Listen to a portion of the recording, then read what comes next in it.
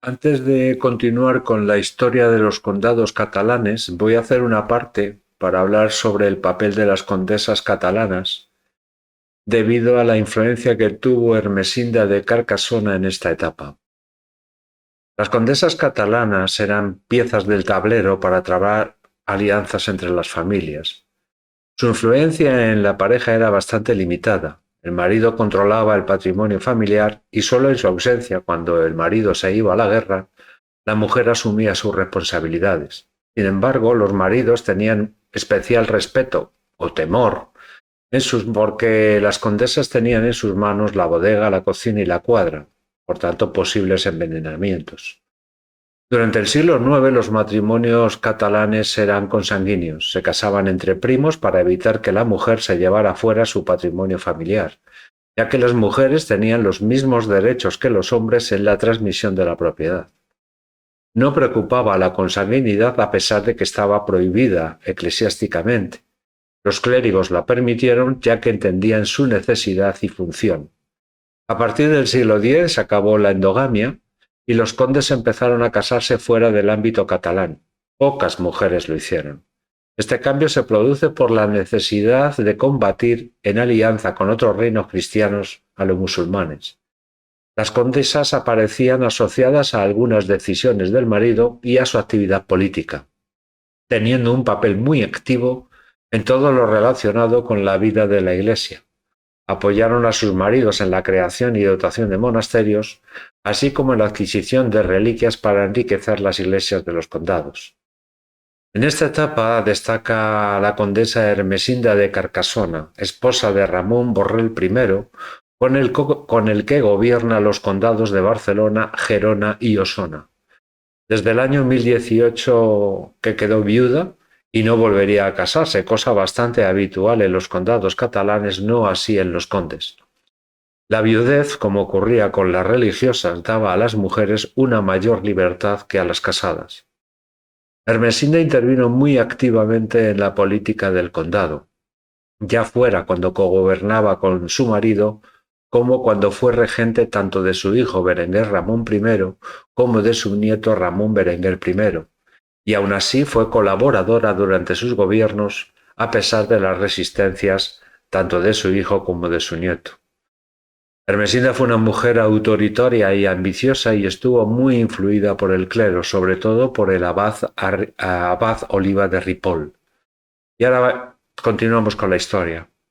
En el año 992, Borrell II moría y dejaba un testamento donde dividía sus condados entre sus hijos varones, Barcelona, Gerona y Osona para Ramón Borrell I y Urgel para Ermengol. Tras la muerte de Almanzón en el año 1002, una coalición de condados catalanes aprovecharon la inestabilidad de Al-Ándalus para ampliar sus fronteras por la zona de Lérida. Rápidamente fue contestada por Abdelmalik, el hijo de Almanzón, en el verano del 1003. Participaron tropas castellanas y leonesas en el bando de los musulmanes como parte del tratado de sumisión a Córdoba. Tomaron varios castillos y llegaron hasta las puertas de Barcelona, regresando con muchos cautivos, entre ellos el conde Ermengol de Urgel.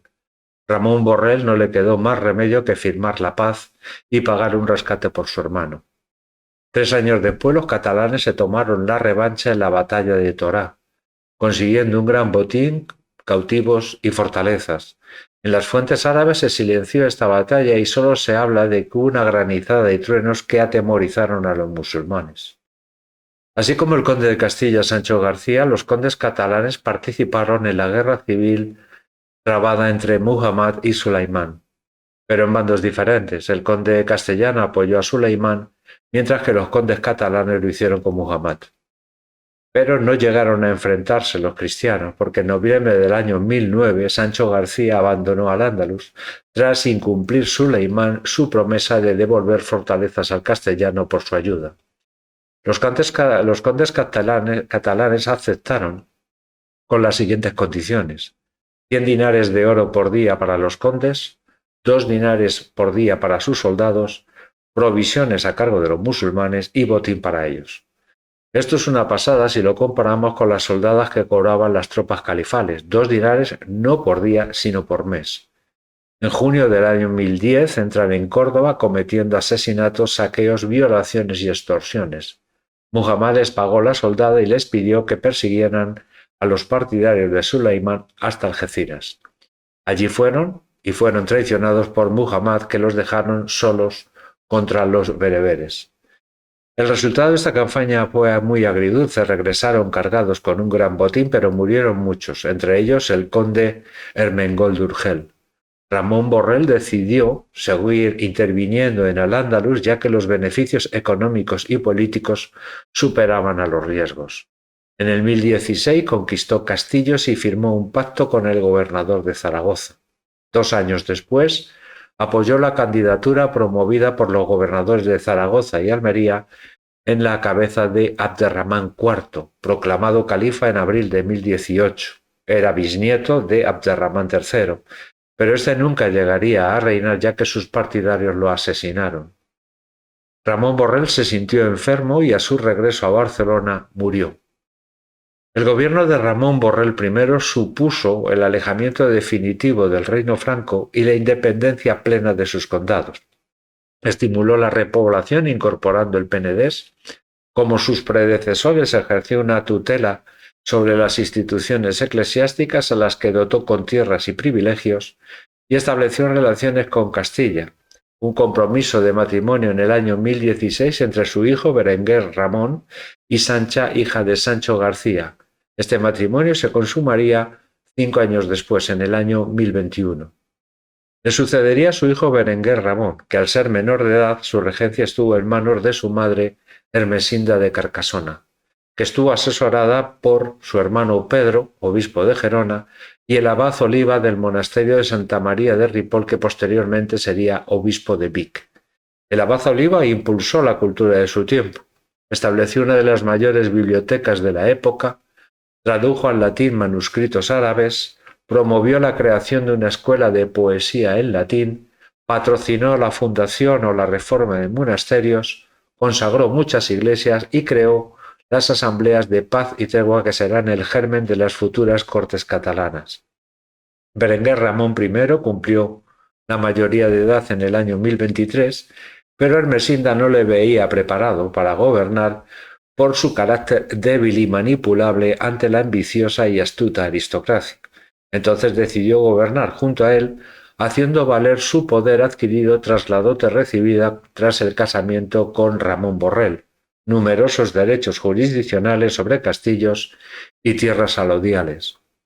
Berenguer Ramón I fue amante de la paz y la justicia, y durante su gobierno no hubo expansión territorial, ya que predominó la diplomacia y los pactos con los gobernadores musulmanes y con otros condados catalanes. Esta estabilidad favoreció el aumento de la población y el impulso al comercio interior.